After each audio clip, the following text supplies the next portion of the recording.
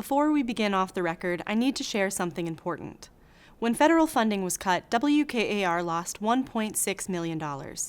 Thanks to cost-saving measures and community support, we've closed much of that gap. But we still face a $500,000 shortfall, and we can't finish the job without you. Your financial support keeps programs like Off the Record freely available to everyone in Mid-Michigan. How can you help? Become a sustaining donor today. Already a sustainer? Please consider increasing your monthly contribution. Visit WKAR.org/OTR to donate, or click the link in the description. Now, Off the Record.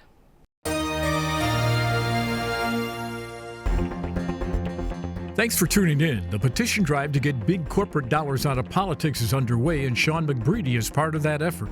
So sit in with us as we get the inside out, Off the Record. Production of Off the Record is made possible in part by Bellwether Public Relations, a full-service strategic communications agency partnering with clients through public relations, digital marketing, and issue advocacy. Learn more at bellwetherpr.com. And now, this edition of Off the Record with Tim Skubic. Welcome to Studio C and welcome to Off the Record. Kind of a crazy news week. Not a big lead out of it, but one of the leads was the petition drive of 750,000 names on voter ID. Game over? I mean, there were a lot of boxes there while they were announcing their numbers. I mean, 750,000, that's a big margin. They only need close to 450,000, so it's a big margin that they have, some wiggle room there. But I hesitate to call any petition drive done until we actually see the accuracy of the signatures. Given the history of this issue, right? Given the history of this issue, I have some qualified doubts on that, but we'll see what happens with it. Yeah, we can let the experts weigh in on the veracity of the signatures. But yeah, it is a pretty commanding number, and comes out and shows that they're serious about getting this on the ballot, which I think is always a question when these ballot initiatives come up. How serious are they? Do they have what it takes to get it over the finish line? They did pay for names, so the incentive to cheat is there. Well, it's like, we'll see. Hopefully there's no issues involved that we've seen in past campaigns. But yeah, it's definitely very interesting to see that it's looking pretty serious at this point. When you have amateurs raising petitions, there's always an issue. Are they going to make mistakes because they're untrained? It's the first time they're doing it. It seems like the right way to do that. But in Michigan, I think you're in more peril if you pay people to collect petitions. We saw Adam Ollier get bounced from the congressional ticket last time because it turns out my wife signed his petition twice, which is twice more than she signed my petitions to run for city council. So paid petition We're not going to go there, okay? Yeah. We're going to leave that alone. Yeah, that went so well I'm here today. But yeah, the petitions have stumbled so many candidates, particularly the statewide ones, that I think, as Beth says, if you have a big cushion, you got a good chance. Well, but the issue itself, okay, don't we have a law that says that you got to show who you are? We have a law that says you have to be a U.S. citizen, correct? And most times the way you prove that is by signing an affidavit attesting to it. And by all accounts, it is very rare that non-citizens vote in elections in Michigan. Although we had 16 that they found, allegedly. Yes, and that is in part what has stoked this, right? We had a Chinese national who was a student at U of M who went back to the clerk's office and said, I just voted in the 2024 election. And he was charged and absconded to who knows where instead of facing charges here. And then a later review showed 15 others had also voted. So it does happen. Whether it's enough to sway an election is another question, and whether they're catching all of them is another valid question. Well, Mr. Trump indirectly is driving this whole issue here, is he not? Except for the 2024 election, which he was pretty happy with the results. But he told us in 2016, if I win, everything's cool. If I lose, I'm going to challenge the results. And what we've seen, basically, is politicians have been turned into poor losers. And not to go back to my personal trauma, but when I lost, a friend who really supported me said, there must have been something wrong with the votes. I said, yeah, we got 2,000 too few. It wasn't rigged. Sometimes you lose. And I also think, to your point about Trump's pushing for this, at the federal level, we're seeing it debate over the SAVE Act, which has a lot of similar content about, adding in additional guardrails. The SAVE Act would go a little further in some cases, requiring birth certificates, if not a passport for some voters. So we'll see where that goes in Congress. But this issue has been a perennial issue, especially since 2020. It's been red meat for a lot of conservatives, and it's not surprising to see it coming up again. And Voters Not Politicians says they're going to fight this on the grounds that this is exclude some people from voting. It just will take them out of the system. I think they've got an uphill battle on this one. I really do. I mean, I think what they're saying in terms of fighting this is that there are individuals who will be excluded who should be able to vote, but will be excluded because they can't find these documents that they need in order to prove their residency or their citizenship. So I think, the group is saying that they're going to make accommodations for people, that the Secretary of State at times will be able to make judgment calls when those situations arise. But I think this is the same group that has questioned many of the judgment calls of the Secretary of State in the past. So there's a question of what kind of leeway they will have there. I think if it makes it to the ballot, it's a messaging issue on both sides. Whoever can come up with the clearest message, the thing that resonates the most, you'll probably see, it's like we want secure elections on one side, and then the other side will be there's a potential for voter disenfranchisement. And which message resonates remains to be seen. But if this gets on the ballot, does this become the Republican conservative agenda issue that the abortion issue was for the Democrats, that would drive people to the polls without Donald Trump on the top of the ticket? In other words, a hidden agenda here? Yes, no? Well, I think... You're not buying it. Well, I think the issue here is, I lived in New Hampshire quite a while, and people think that most poor people in America are black and live in cities. Let me tell you, most of them live in northern New Hampshire, okay? So if this happens, most of the people who I think will be disenfranchised will be poor white people from the South. If you've ever tried to find your birth certificate, or if you have kids and you try and find their birth certificate or get a passport for them, good luck. It's almost impossible. But I think there are some issues that could trump this, no pun intended, like electricity rates. There are issues that hit the pocketbook that people want to talk about. And why are we trying to solve problems that aren't problems when we have a $1 trillion deficit, when we have a war that might not be a war? I think the politician who can say, I'm going to deal with things that really affect you, not things that people want to get you angry, is going to have a chance. All right, let's take a look at a piece we did last week as a result of our interview with the governor.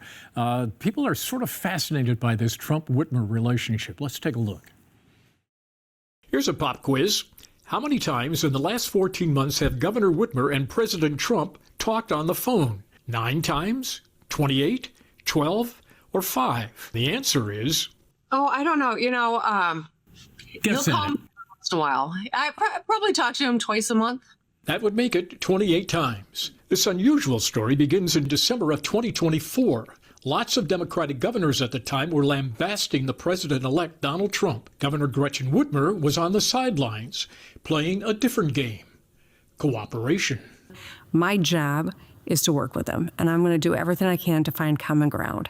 And then there she was in the Oval Office with House Speaker Matt Hall and her newfound political associate, President Trump. This despite having a disagreement, the governor says, on 95 out of 100 issues. Oh, we don't agree on tariffs. We don't agree on the ACA cuts. We don't agree on how we treat people or deploy, troops within our states. The governor says their relationship over time has stayed pretty much the same, and the two are not afraid to disagree. Neither of us pulls punches, but at the same token, if there's 5 things out of 100 I can find common ground with and get some things done for Michigan, then I'm going to take every one of those opportunities. The political odd couple thing apparently is working for both of them, and the governor pledges...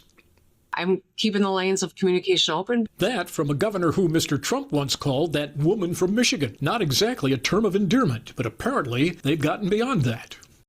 So what do you make of that? Well, I was glad to see in the Oval Office there keeping the social distancing. It seemed like she was... COVID. Yeah, I guess she's still sticking with that. I mean, it's a big evolution from when she's trying to hide behind a binder when she's in the White House. Twice a month on the horn. He's calling her and she's calling him. Well, there's a lot going on in Michigan. We have a lot of federal money. We have this bridge they might want to talk about a little bit more. I think when you're talking to the other side, that's a good thing. I think it's really fascinating, and I think I even said on this program once that if you'd predicted Trump and Whitmer talking 28 times a year on the phone in 2024, you would have gotten laughed out of here. And I think that remains the case. It's a very fascinating transition from Trump's first term to his second term on how he's been willing to open the lines of communication with Democrats. You're seeing it with Zoran Mandami in New York as well. He's keeping that line of communication open too. And I think there are quite a few issues that they need to talk about. I think tariffs really disproportionately impact Michigan. As you mentioned, the Gordie Howe Bridge.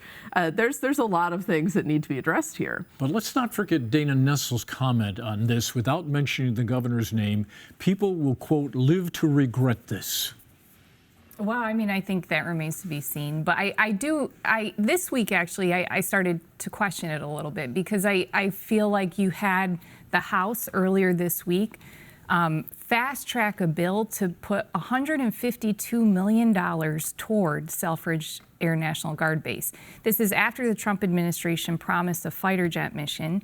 And all of a sudden, the state, according to Matt Hall, has to kick in a huge amount of money to prepare Selfridge for that, to fast track it in order to get it in before his term.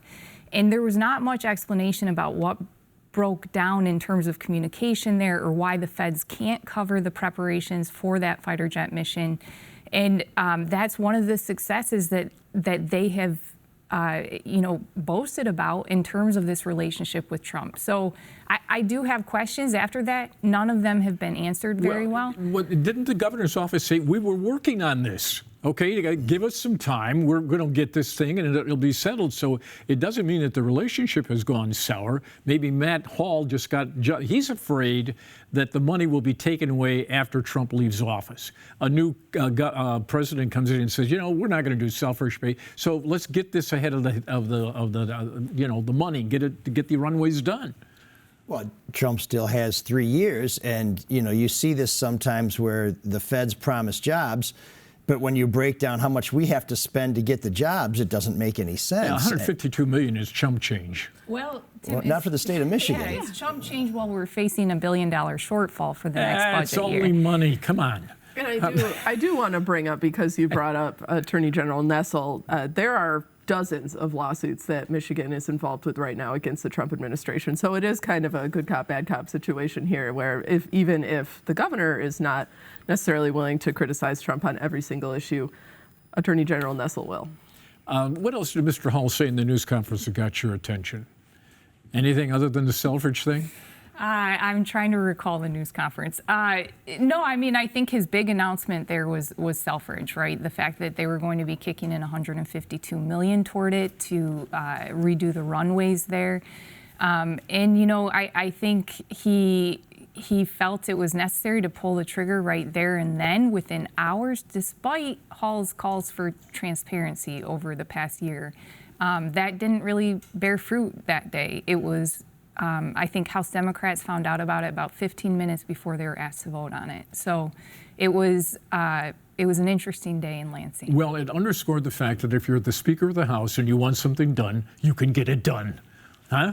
Well, or you can start to get it done. I still think one of the things people hate in politics and in life is big surprises, especially with big price tags on them. And I think if you want to get something done, particularly when you don't control every branch of government, you might want to try and lay the groundwork before you just write a check for $152 million that ultimately requires somebody else's signature on the bottom. Yeah, it was surprising that he had not touched base with the governor on this one. I think, given the relationship that they have, maybe a heads up might have been appropriate, but who am I to say?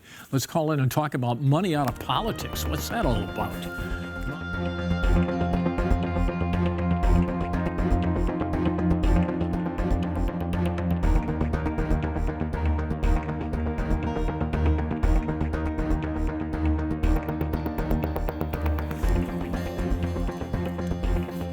Welcome back to Off the Record. It's good to see you again. Tell the people at home who don't know about money out of politics what's going on in this petition drive and why. Yeah, absolutely. Right now, prices are rising across the country.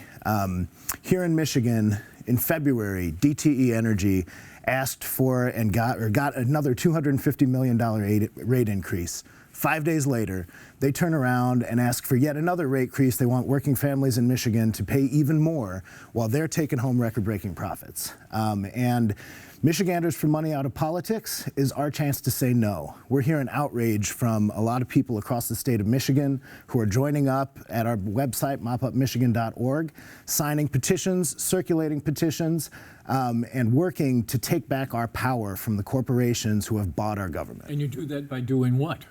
Passing this ballot initiative. Well, yes, but you're saying to the utility they can't contribute anymore? This is a free country, isn't it? You know what? For the regular people who do the majority of the working and paying and living and dying in our state, we want them to be contributing in politics. For corporations who make their money from their direct ties to our government contractors and regulated utilities, no, they shouldn't be able to buy the system. The system's made for regular people, not corporations. Well, I think one thing that people don't realize is that there are multiple utility rates and that large companies and industries pay lower rates than consumers. And that may be for competitive reasons, but I can't rule out that it's because you and me don't have lobbyists and these big industries do. And so I think if you can make that message to people, you got a chance. Exactly. And, you know, we're seeing across the board right now, November, we got our last poll results. We're still polling at 81% across the board with support from every political party and every demographic. We're proud to have pulled on some business support from the Great Lakes Business Network and some labor support from SEIU within the last month. So we're seeing people across the political spectrum getting involved in this because Michigan residents aren't stupid. You know, DTE and Blue Cross Blue Shield and these other big corporations that are buying our government can claim that what they're doing is fine and good, but it's obviously not, and people across the state really feel that in a visceral way, and that's why, you know, we're seeing tons of people getting involved. 95% of our signatures right now are coming from volunteers, just like folks watching at home who are out there in their communities talking to their friends and neighbors and getting signatures. Besides just looking at their utility bills, are there any other issues this year that you think could pique people's interest in this? I mean, I know a lot of communities are considering data centers, or I'm just curious if there's anything on the horizon that you see impacting people's views on utilities. Yeah, absolutely. I think the data center issue is inextricably tied to the money in politics issue. And here's one example of how. In 2023, DTE and Consumers Energy lobbied in the energy package to get off-ramps put in the energy package so that if there's a big enough increase in need for energy on the grid, they can build new gas plants despite the clean energy rules. After that, DTE and Consumers Energy lobbied to get huge tax breaks put in for data centers setting up shop in Michigan. That creates the draw on the grid that they need to go out, build new gas plants, capitalize the assets, and make even more profit on the backs of working families here in Michigan.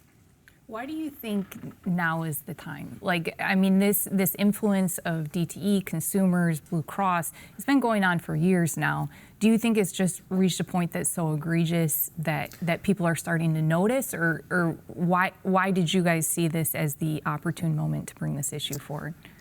You know, we brought this issue forward 2-3 years ago in the legislature, and it became clear that the legislature was not going to regulate themselves, and that the people need to play a role here in taking back our power. I think we should have done this 20 years ago, but you know, we have this opportunity to do it now, and we're seeing broad support across the state. So I'm really excited that we have the opportunity here. And Tim, if 150 million, like you were saying earlier, for Selfridge is chump change, please make a contribution.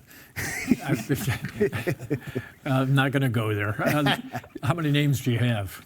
You know, right now we have tons of petitions in the field. I can tell you for last month we got an additional 40,000 in, and we are sitting at a place where we're confident we're going to be able to turn in signatures in mid to late April. Okay, the number that was given to me a couple of weeks ago, you have 120,000 names on hand. Is that accurate? We're a little bit beyond that now. You know, validation takes some time to catch up. Are you going to get to 750,000? We don't need 750,000, and we don't have a billionaire from Illinois bankrolling us alone.